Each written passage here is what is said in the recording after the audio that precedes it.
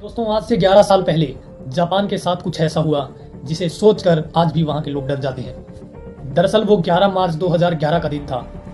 सब कुछ सही चल रहा था, लोग अपने दैनिक कार्यों में व्यस्त थे, लेकिन नियति को कुछ और ही मंजूर था। उसी दिन जापान में आता है नो तीव्रता का एक जोरदार भूकंप, और ये प्राकृतिक आपदा यहीं नहीं रुकने वाली थी। दरअसल इस भूकंप के आने के तुरंत बाद सुनामी की एडवाइजरी जारी कर दी गई, और कुछ देर बाद वो हुआ जिसकी आशंका किसी को भी नहीं थी, जिसकी उम्मीद और कल्पना कोई भी नहीं कर रहा था या नहीं करना चाहता था।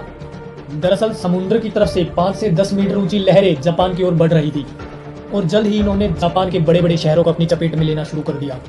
बड़े बड़े जहाज, बड़ी बड़ी गाड़ियां उस पानी में ऐसे तैर रहे थे मानो कोई खिलौने तैर रहे हों। जापान की इस प्राकृतिक आपदा में लाखों लोग विस्थापित हो गए और 18,000 के तकरीबन लोगों ने अपनी जान गंवाई।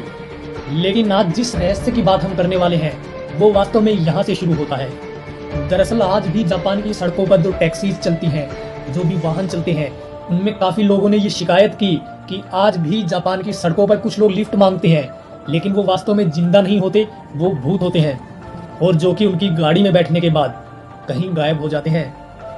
अगर आप सोच रहे हैं कि हम आपको किसी फिल्म की कहानी सुना रहे हैं तो आप गलत हैं।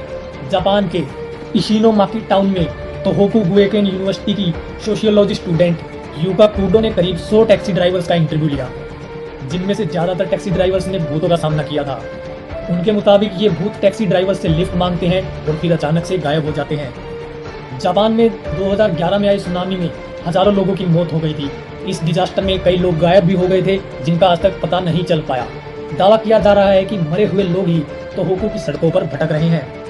कई टैक्सी ड्राइवर्स से हुई बातचीत में खुलासा हुआ कि लिफ्ट मांगने के बाद जैसे ही ये परछाइयां गाड़ी में बैठती हैं, गाड़ियां अपने आप अलग दिशा में चलने लगती हैं। इतना ही नहीं, ये भूत लिफ्ट लेने के बाद अचानक गायब भी हो जाते हैं।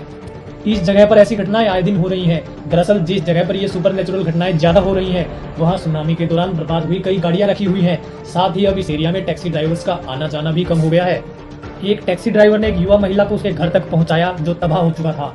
वो उसी मंजिल तक पहुंचा ही था कि पीछे से आवाज आई, क्या मैं मर चुकी हूँ। ये वो आखिरी शब्द थे जो उसने अपनी टैक्सी के पीछे वाली सीट पर सुनी थी। उसने पीछे मुड़कर देखा तो सीट पर कोई नहीं था।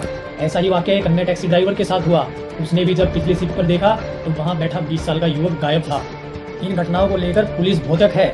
इस रिपोर्ट ने वहां ऐसी चर्चा छेड़ दी है कि जो लोग अपने घरों तक नहीं पहुंच पाए थे, उन लोगों की आत्माएं वहां भटक रही थी। हालांकि पुलिस ने ऐसे दावों को खारिज कर दिया है, जबकि टैक्सी ड्राइवर्स ने बकायदा इस बारे में सबूत भी दिए हैं कि उनकी सवारियां अचानक गायब हो गई। दोस्तों, आपका क्या मानना है? क्या वो लोग वास्तव में भूत हैं या कोई टैक्सी ड्राइवर्स का एक इल्यूजन?